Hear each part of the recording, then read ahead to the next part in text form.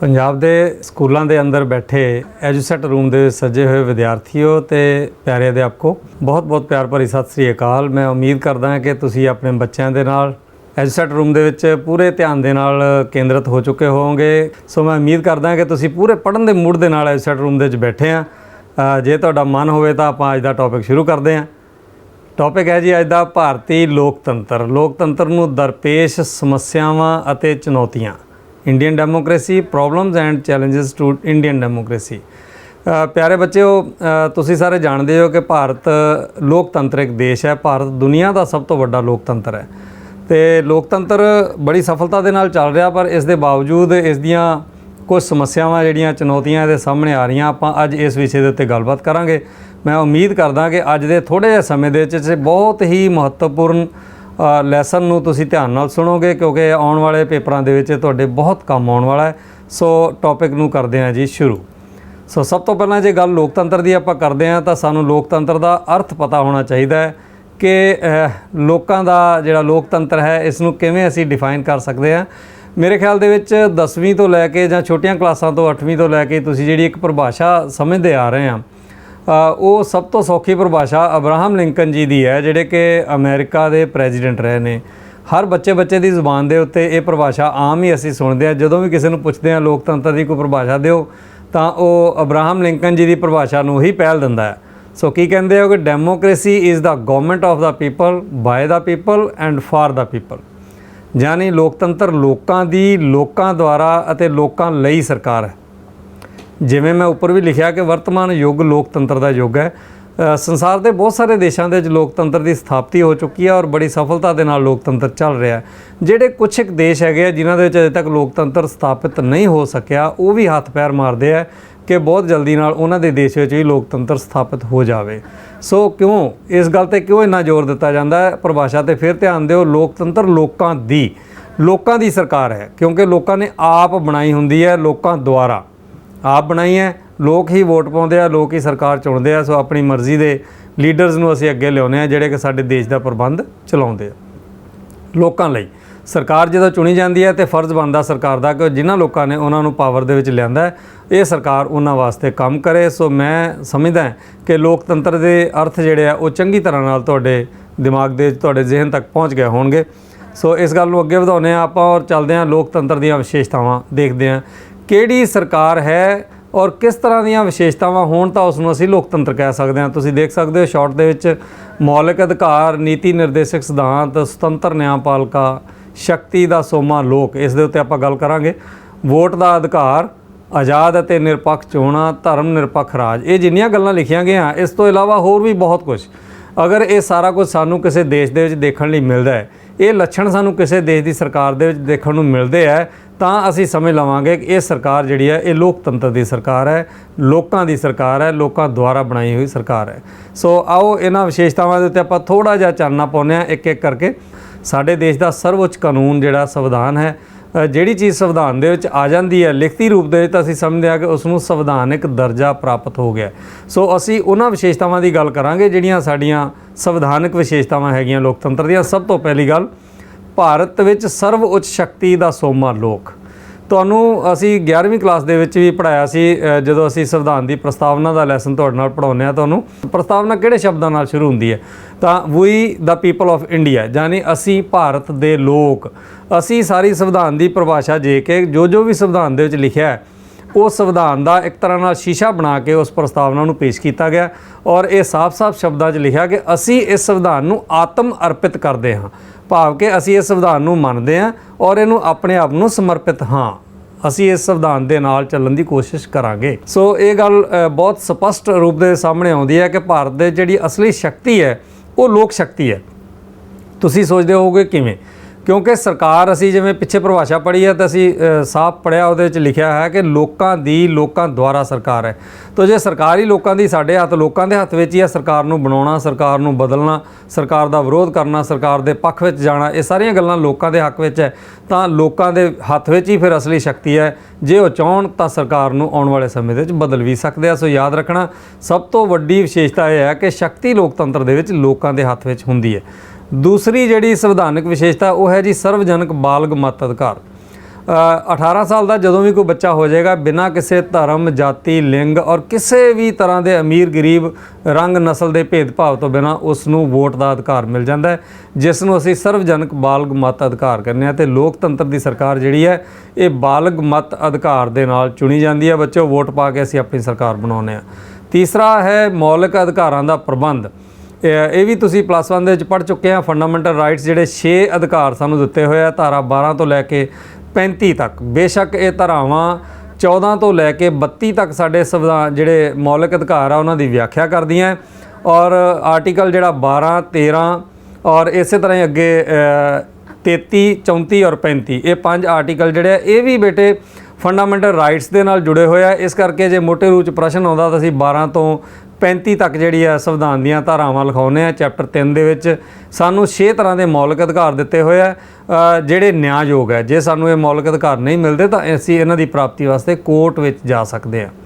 ਅਗਲਾ ਹੈ ਰਾਜ ਨੂੰ ਦਿੱਤੇ ਗਏ ਨਿਰਦੇਸ਼ ਜਾਂ ਹੁਕਮ। ਨੀਤੀ ਨਿਰਦੇਸ਼ਕ ਸਿਧਾਂਤ ਵੀ ਤੁਸੀਂ ਪੜ੍ਹਿਆ ਸੰਵਿਧਾਨ ਦੇ 4ਥੇ ਅਧਿਆਇ ਦੇ ਵਿੱਚ ਧਾਰਾ 36 ਤੋਂ ਲੈ ਕੇ 51 ਦੇ ਵਿੱਚ ਇਹ ਸਾਰੇ ਕੁਝ ਅਜਿਹੇ ਹੁਕਮ ਦਿੱਤੇ ਗਏ ਆ ਰਾਜਾਂ ਵਾਸਤੇ ਲਿਖੇ ਗਏ ਆ ਕਿ ਰਾਜ ਇਹ ਕੰਮ ਕਰਨਗੇ ਤਾਂ ਜੋ ਉਹ ਆਪਣੇ ਨਾਗਰਿਕਾਂ ਨੂੰ ਵੱਧ ਤੋਂ ਵੱਧ ਸਹੂਲਤਾਂ ਪ੍ਰਦਾਨ ਕਰ ਸਕਣ। ਸੋ ਫੰਡਾਮੈਂਟਲ ਰਾਈਟਸ ਦੇਣ ਦੇ ਨਾਲ ਨਾਲ ਜਿਹੜੇ ਮੌਲਿਕ ਅਧਿਕਾਰ ਦਿੱਤੇ ਆ ਉਹਨਾਂ ਦੇ ਨਾਲ ਨਾਲ ਕੁਝ ਰਾਜਾਂ ਨੂੰ ਵੀ ਹੁਕਮ ਕੀਤੇ ਗਏ ਆ। ਸੋ ਇਹ ਜਿਹੜੇ ਨਿਰਦੇਸ਼ਕ ਸਿਧਾਂਤ ਹੈਗੇ ਆ ਇਹ ਰਾਜਾਂ ਵਾਸਤੇ ਹੁਕਮ ਹੈ।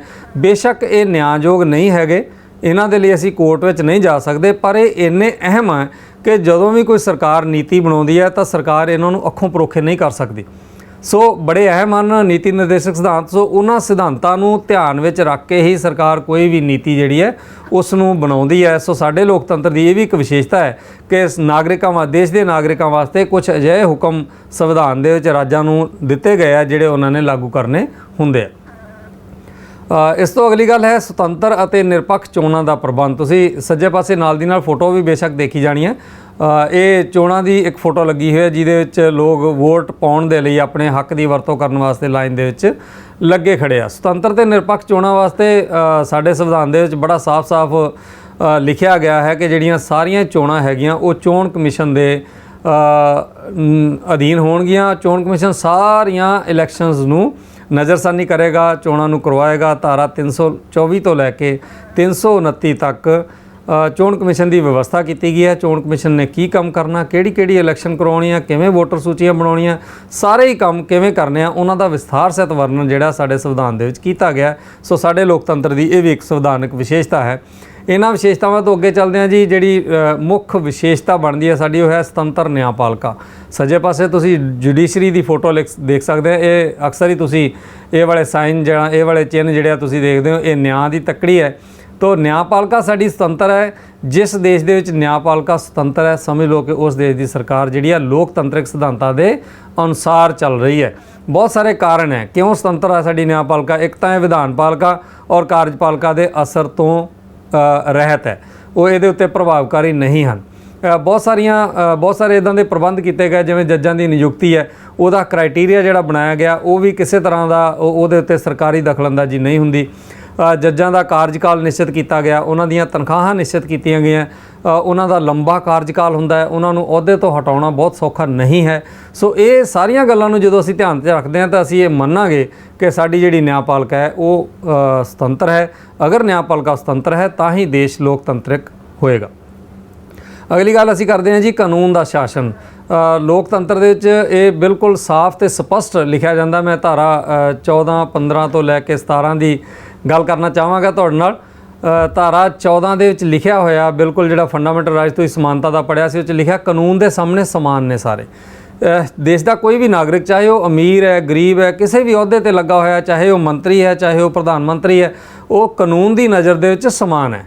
ਇਸੇ ਤਰ੍ਹਾਂ ਧਾਰਾ 15 ਹੈ, ਧਾਰਾ 17 ਦਾ ਜ਼ਿਕਰ ਕਰੀਏ ਔਰ ਹੋਰ ਬਹੁਤ ਸਾਰੀਆਂ ਵਿਧਾਵਾਂ ਐਸੀਆਂ ਹੈਗੀਆਂ ਜਿਹੜੀਆਂ ਦੱਸਦੀਆਂ ਕਿ ਕਾਨੂੰਨ ਦੀ ਨਜ਼ਰ ਦੇ ਵਿੱਚ ਅਸੀਂ ਸਾਰੇ ਬਰਾਬਰ ਹਾਂ। ਦੇਸ਼ ਦੇ ਵਿੱਚ ਕਿਸੇ ਸਰਕਾਰ ਦਾ ਕਾਨੂੰਨ ਨਹੀਂ ਸਗੋਂ ਸ਼ਾਸਨ ਨਹੀਂ ਹੈ, ਸਗੋਂ ਕਾਨੂੰਨ ਦਾ ਸ਼ਾਸਨ ਹੈ। ਸੋ ਕਾਨੂੰਨ ਸਭ ਤੋਂ ਉੱਪਰ ਮੰਨਿਆ ਜਾਂਦਾ ਹੈ। ਇਹ ਲੋਕਤੰਤਰ ਦੀ ਬਹੁਤ ਅਹਿਮ ਵਿਸ਼ੇਸ਼ਤਾ ਹੈ। ਇਹਦੇ ਨਾਲ ਹੁੰਦਾ ਕੀ ਹੈ ਕਿ ਸਰਕਾਰਾਂ ਆਪਣੀ ਮਨਮਰਜ਼ੀ ਨਹੀਂ ਕਰ ਸਕਦੀਆਂ। ਕਾਨੂੰਨ ਜਦੋਂ ਬਣਾਇਆ ਜਾਂਦਾ ਉਹਦੀ ਗੱਲ ਵੀ ਅਸੀਂ ਕਲਾਸ ਦੇ ਵਿੱਚ ਤੁਹਾਡੇ ਨਾਲ ਕਰਦੇ ਹਾਂ ਕਿ ਕਾਨੂੰਨ ਬਣਾਉਣਾ, ਉਹਦੇ ਵਿੱਚ ਜਦੋਂ ਇੱਕ ਵਾਰ ਕਾਨੂੰਨ ਬਣ ਜਾਂਦਾ ਤੇ ਫਿਰ ਬਹੁਤ ਜਲਦੀ ਨਾਲ ਉਹਦੇ 'ਚ ਸੋਧ ਕਰਨੀ ਜਿਹੜੀ ਹੈ ਸੰਭਵ ਨਹੀਂ ਹੁੰਦੀ। ਸੋ ਕਾਨੂੰਨ ਮੰਨਣਾ ਹਰ ਇੱਕ ਨਾਗਰਿਕ ਵਾਸਤੇ ਜ਼ਰੂਰੀ ਹੁੰਦਾ।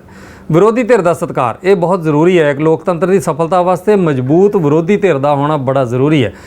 ਮੈਂ ਸ਼ੁਰੂ ਵਿੱਚ ਹੀ ਦੱਸ ਦੇਣਾ ਚਾਹੁੰਦਾ ਕਿ ਸਾਡੀ ਬਦਕਿਸਮਤੀ ਕਹਾਂਗਾ ਮੈਂ ਸਾਡੇ ਦੇਸ਼ ਦੀ ਕਿ ਜਿਹੜੀ ਸਾਡੀ 16ਵੀਂ ਔਰ 17ਵੀਂ ਲੋਕ ਸਭਾ ਜਿਹੜੀ ਚੱਲ ਰਹੀ ਹੈ ਇਹਦੇ ਵਿੱਚ ਵਿਰੋਧੀ ਧਿਰ ਬੜੀ ਕਮਜ਼ੋਰ ਹੈ ਔਰ ਕੋਈ ਵੀ ਧਿਰ ਜਿਹੜੀ ਹੈ ਲੋਕ ਸਭਾ ਦੀਆਂ 545 ਸੀਟਾਂ ਦੇ ਵਿੱਚੋਂ 10% ਸੀਟਾਂ ਵੀ ਨਹੀਂ ਲੈ ਸਕੇ ਤਾਂ ਕਿ ਉਹਨਾਂ ਦੇ ਨੇਤਾ ਨੂੰ ਵਿਰੋਧੀ ਦਲ ਦੇ ਨੇਤਾ ਦਾ ਦਰਜਾ ਵੀ ਮਿਲ ਸਕੇ। ਸੋ ਇੱਕ ਕਮਜ਼ੋਰੀ ਹੈ, ਪਰ ਖਾਸੀਅਤ ਇਹ ਹੈ ਕਿ ਵਿਰੋਧੀ ਧਿਰ ਦਾ ਸਤਿਕਾਰ ਬਹੁਤ ਕੀਤਾ ਜਾਂਦਾ। ਜਦੋਂ ਵੀ ਕੋਈ ਕਾਨੂੰਨ ਬਣਾਇਆ ਜਾਂਦਾ ਜਾਂ ਕੋਈ ਮੀਟਿੰਗਸ ਕੀਤੀਆਂ ਜਾਂਦੀਆਂ ਤਾਂ ਵਿਰੋਧੀ ਧਿਰ ਦੀ ਗੱਲ ਸੁਣੀ ਜਾਂਦੀ ਹੈ। ਵਿਰੋਧੀ ਧਿਰ ਇੰਨਾ ਅਹਿਮ ਹੈ ਕਿ ਉਹ ਸਰਕਾਰ ਨੂੰ ਆਪਣੀ ਮਨਮਰਜ਼ੀ ਕਰਨ ਤੋਂ ਰੋਕਦਾ ਹੈ, ਸਰਕਾਰ ਦੀਆਂ ਕਮੀਆਂ ਨੂੰ ਲੋਕਾਂ ਦੇ ਸਾਹਮਣੇ ਲਿਆਉਂਦਾ ਐਂਡ ਸੋ ਔਨ। ਬਹੁਤ ਸਾਰੇ ਕਾਰਨ ਹੈ ਜਿੱਥੇ ਜੇ ਵਿਰੋਧੀ ਧਿਰ ਨਾ ਹੋਵੇ ਤਾਂ ਸਮਝੋ ਕਿ ਸਰਕਾਰ ਜਿਹੜੀ ਹੈ ਉਹ ਤਾਨਾਸ਼ਾਹ ਬਣ ਸਕਦੀ ਹੈ।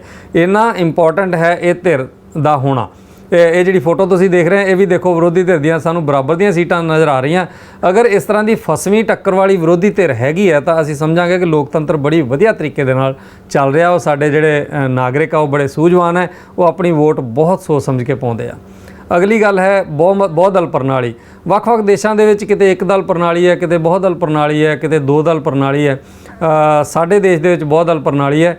ਇਹਦੇ ਲਾਭ ਘੱਟ ਤੇ ਨੁਕਸਾਨ ਜ਼ਿਆਦਾ ਨੇ। 8 ਰਾਸ਼ਟਰੀ ਰਾਜਨੀਤਿਕ ਦਲ ਨੇ। ਇਲੈਕਸ਼ਨ ਕਮਿਸ਼ਨ ਦੇ ਅਨੁਸਾਰ ਜੇ ਤਾਜ਼ਾ ਡਾਟਾ ਚੱਕੀਏ ਤਾਂ 54 ਦੇ ਕਰੀਬ ਜਿਹੜੇ ਆ ਉਹ ਰਾਜਨੀਤਿਕ ਦਲ ਹੈ ਔਰ ਬਹੁਤ ਵੱਡੀ ਗਿਣਤੀ ਜਾਨੀ 2597 ਲੇਟੈਸਟ ਜਿਹੜੀ ਗਿਣਤੀ ਹੈ ਇਲੈਕਸ਼ਨ ਕਮਿਸ਼ਨ ਦੀ, ਇੰਨੇ ਜ਼ਿਆਦਾ ਦਲ ਨੇ ਜਿਹੜੇ ਰਜਿਸਟਰਡ ਨਹੀਂ ਹੈਗੇ। ਸਿਰਫ ਪਹਿਲੇ 8 ਔਰ 54 ਜਿਹੜੇ ਇਹ ਇਲੈਕਸ਼ਨ ਕਮਿਸ਼ਨ ਦੇ ਕੋਲ ਰਜਿਸਟਰਡ ਦਲ ਨੇ ਔਰ 2500 ਦੇ ਕਰੀਬ ਜਿਹੜੇ ਦਲ ਹੈ ਉਹ ਅਨਰਜਿਸਟਰਡ ਨੇ, ਇਲੈਕਸ਼ਨ ਵੀ ਲੜਦੇ ਆ, ਭਾਗ ਵੀ ਲੈਂਦੇ ਆ। ਸੋ ਤੁਸੀਂ ਸੋਚ ਸਕਦੇ ਆ ਕਿ ਬਹੁਦਲ ਪ੍ਰਣਾਲੀ ਦੇ ਵਿੱਚ ਇਹਦੀਆਂ ਕਿੰਨੀਆਂ ਕਮੀਆਂ ਸਾਹਮਣੇ ਆਉਣਗੀਆਂ। ਸਰਕਾਰ ਜਿਹੜੀ ਹੈ ਬਹੁਮਤ ਦੇ ਸਾਹਮਣੇ ਆਉਣੀ ਬੜੀ ਔਖੀ ਹੋ ਜਾਂਦੀ ਹੈ, ਵਿਰੋਧੀ ਦਲ ਕਮਜ਼ੋਰ ਹੋ ਜਾਂਦਾ ਤੇ ਹੋਰ ਬਹੁਤ ਸਾਰੀਆਂ ਕਮਜ਼ੋਰੀਆਂ ਜਿਹੜੀਆਂ ਤੁਹਾਡੇ ਅਧਿਆਪਕ ਵੀ ਤੁਹਾਡੇ ਨਾਲ ਸਾਂਝੀਆਂ ਕਰਨਗੇ ਜ਼ਰੂਰ। ਧਰਮ ਨਿਰਪੱਖ ਰਾਜ ਇੰਡੀਆ ਦੀ ਸਭ ਤੋਂ ਵੱਡੀ ਵਿਸ਼ੇਸ਼ਤਾ ਇਹ ਹੈ ਕਿ ਇਹ ਇੱਕ ਧਰਮ ਨਿਰਪੱਖ ਰਾਜ ਹੈ। ਜਿਹੜੀ 42ਵੀਂ ਸੋਧ ਕੀਤੀ ਗਈ 1976 ਦੇ ਵਿੱਚ, ਉਹਦੇ ਵਿੱਚ ਇਹ ਧਰਮ ਨਿਰਪੱਖ ਸ਼ਬਦ ਭਾਰਤ ਦੇ ਸੰਵਿਧਾਨ ਦੀ ਪ੍ਰਸਤਾਵਨਾ ਦੇ ਵਿੱਚ ਸਪੈਸ਼ਲੀ ਜੋੜਿਆ ਗਿਆ। ਭਾਵ ਕਿ ਸਾਡੇ ਦੇਸ਼ ਦੇ ਵਿੱਚ ਕਿਸੇ ਵੀ ਧਰਮ ਨੂੰ ਸਰਕਾਰੀ ਤੌਰ ਤੇ ਮਾਨਤਾ ਨਹੀਂ ਹੈ, ਕਿਸੇ ਵੀ ਧਰਮ ਦਾ ਪ੍ਰਚਾਰ ਸਰਕਾਰੀ ਤੌਰ ਤੇ ਨਹੀਂ ਕੀਤਾ ਜਾ ਸਕਦਾ। ਜਾਂ ਮੈਂ ਦੂਜੇ ਸ਼ਬਦਾਂ ਵਿੱਚ ਕਹਾਂ ਕਿ ਸਾਰੇ ਹੀ ਧਰਮਾਂ ਦਾ ਸਤਿਕਾਰ ਕੀਤਾ ਜਾਂਦਾ ਹੈ। ਸਾਨੂੰ ਕੋਈ ਵੀ ਧਰਮ ਜਿਹੜਾ ਆਪਣੀ ਜ਼ਮੀਰ ਦੀ ਆਵਾਜ਼ ਦੇ ਅਨੁਸਾਰ ਗ੍ਰਹਿਣ ਕਰਨ ਦੀ ਆਗਿਆ ਹੈ। ਆਰਟੀਕਲ ਜਿਹੜਾ 25 ਤੋਂ ਲੈ ਕੇ 28 ਹੈ ਉਹ ਸਾਨੂੰ ਧਾਰਮਿਕ ਸੁਤੰਤਰਤਾ ਦਿੰਦਾ ਆ। ਸੋ ਇਹ ਕੁਝ ਇੱਕ ਵਿਸ਼ੇਸ਼ਤਾਵਾਂ ਜਿਹੜੀਆਂ ਮੈਂ ਗੱਲ ਕੀਤੀਆਂ, ਇਹਦੇ ਨਾਲ ਹੀ ਮੈਂ ਇੱਕ ਗੱਲ ਸਪਸ਼ਟ ਕਰਨੀ ਚਾਹੁੰਦਾ ਹਾਂ ਕਿ ਕਈ ਵਾਰ ਪੇਪਰ ਦੇ ਵਿੱਚ ਲੋਕਤੰਤਰ ਦੀਆਂ ਵਿਸ਼ੇਸ਼ਤਾਵਾਂ ਦਾ ਆ ਜਾਂਦਾ ਹੈ ਪ੍ਰਸ਼ਨ, ਔਰ ਕਈ ਵਾਰ ਕਿਆ ਹੁੰਦਾ ਕਿ ਉਸ ਜਗ੍ਹਾ ਤੇ ਸੰਸਦੀ ਪ੍ਰਣਾਲੀ ਦੀਆਂ ਵਿਸ਼ੇਸ਼ਤਾਵਾਂ ਆਉਂਦੀਆਂ। ਇਹ ਗੱਲ ਤੁਸੀਂ ਵਿਸ਼ੇਸ਼ ਤੌਰ ਤੇ ਧਿਆਨ ਵਿੱਚ ਰੱਖਣੀ ਹੈ ਕਿ ਸੰਸਦੀ ਪ੍ਰਣਾਲੀ ਦੀਆਂ ਵਿਸ਼ੇਸ਼ਤਾਵਾਂ ਆਉਣ ਤਾਂ ਤੁਸੀਂ ਫੋਕਸ ਕਰਨਾ ਹੈ। ਪ੍ਰਧਾਨ ਮੰਤਰੀ ਦੀ ਅਗਵਾਈ ਕਾਰਜਪਾਲਿਕਾ ਉਹ ਦੋ ਤਰ੍ਹਾਂ ਦੀ ਹੁੰਦੀ ਹੈ, ਨਾਮ ਮਾਤਰ ਦੀ ਕਾਰਜਪਾਲਿਕਾ ਔਰ ਸਥਾਈ ਕਾਰਜਪਾਲਿਕਾ। ਬਹੁਮਤ ਦਾ ਸਤਿਕਾਰ ਕੀਤਾ ਜਾਂਦਾ ਹੈ। ਇਹ ਵਾਲੇ ਸਾਰੇ ਗੁਣ ਜਿਹੜੇ ਆ ਉਹ ਤੁਸੀਂ ਸੰਸਦੀ ਪ੍ਰਣਾਲੀ ਦੀਆਂ ਵਿਸ਼ੇਸ਼ਤਾਵਾਂ ਵੱਲ ਲਿਖਣੇ ਆ। ਸਮੂਹਿਕ ਜ਼ਿੰਮੇਵਾਰੀ, ਵਿਅਕਤੀਗਤ ਜ਼ਿੰਮੇਵਾਰੀ, ਤੁਸੀਂ ਸਮਝ ਗਏ ਹੋਵੋਗੇ। ਇਹ ਸਾਰੇ ਪੁਆਇੰਟਸ ਜਦੋਂ ਵੀ ਤੁਹਾਨੂੰ ਸੰਸਦੀ ਪ੍ਰਣਾਲੀ ਦੀਆਂ ਵਿਸ਼ੇਸ਼ਤਾਵਾਂ ਪੁੱਛੀਆਂ ਜਾਣ ਤਾਂ ਉੱਥੇ ਫੋਕਸ ਕਰਨਾ ਹੈ। ਜੇ ਲੋਕਤੰਤਰ ਦੀਆਂ ਜਾਂ ਸੰਵਿਧਾਨਕ ਸਰਕਾਰ ਦੀਆਂ ਸੰਵਿਧਾਨਕ ਵਿਸ਼ੇਸ਼ਤਾਵਾਂ ਦੀ ਗੱਲ ਕੀਤੀ ਜਾਵੇ, ਲੋਕਤੰਤਰ ਦੀਆਂ ਵਿਸ਼ੇਸ਼ਤਾਵਾਂ ਦੀ ਗੱਲ ਕੀਤੀ ਜਾਵੇ, ਭਾਰਤੀ ਲੋਕਤੰਤਰ ਵਿੱਚ ਕੀ ਵਿਸ਼ੇਸ਼ਤਾਵਾਂ, ਇਸ ਤਰ੍ਹਾਂ ਦਾ ਪ੍ਰਸ਼ਨ ਆਵੇ ਤਾਂ ਤੁਸੀਂ ਇਹਨਾਂ ਪੁਆਇੰਟਸ ਦੇ ਉੱਤੇ ਫੋਕਸ ਕਰਨਾ ਹੈ ਜਿਹੜੇ ਮੈਂ ਤੁਹਾਡੇ ਨਾਲ ਡਿਸਕਸ ਕੀਤੇ ਆ। ਪਿਆਰੇ ਬੱਚਿਓ, ਮੈਂ ਉਮੀਦ ਕਰਦਾ ਹਾਂ ਕਿ ਲੋਕਤੰਤਰ ਦੀਆਂ ਵਿਸ਼ੇਸ਼ਤਾਵਾਂ ਨੂੰ ਤੁਸੀਂ ਚੰਗੀ ਤਰ੍ਹਾਂ ਸਮਝ ਚੁੱਕੇ ਹੋਵੋਗੇ। ਜਿੱਥੋਂ ਤੱਕ ਸਵਾਲ ਹੈ ਭਾਰਤੀ ਲੋਕਤੰਤਰ ਦੀਆਂ ਸਮੱਸਿਆਵਾਂ ਤੇ ਚੁਣੌਤੀਆਂ ਦਾ, ਇਹਨੂੰ ਮੈਂ ਪਾਰਟ 2 ਵੀਡੀਓ ਦੇ ਵਿੱਚ ਜਲਦੀ ਅਪਲੋਡ ਕਰ ਰਿਹਾ ਇਸ ਤੋਂ ਬਾਅਦ, ਕਿਉਂਕਿ ਵੀਡੀਓ ਲੰਬੀ ਹੋ ਰਹੀ ਹੈ। ਸੋ ਇਹਨੂੰ ਮੈਂ 2 ਪਾਰਟ ਦੇ ਵੰਡ ਕੇ ਤੁਹਾਡਾ ਪੂਰਾ ਚੈਪਟਰ ਜਿਹੜਾ ਕੰਪਲੀਟ ਕਰ ਰਿਹਾ। ਸੋ ਵੇਟ ਕਰੋ, ਮਗਰੀ ਵੀਡੀਓ ਭਾਰਤੀ ਲੋਕਤੰਤਰ ਦੀਆਂ ਸਮੱਸਿਆਵਾਂ ਤੇ ਹੋਏਗੀ। ਸਕਦੇ ਹੋ ਕਿਸੇ ਵੀ ਵੇਲੇ ਕਿਸੇ ਵੀ ਤਰ੍ਹਾਂ ਦੇ ਸੁਝਾਅ ਲਈ ਤੁਹਾਡਾ ਸਵਾਗਤ ਕਰਾਂਗਾ। ਸੋ ਅੱਜ ਦੇ ਲਈ ਇੰਨਾ ਹੀ, ਧੰਨਵਾਦ।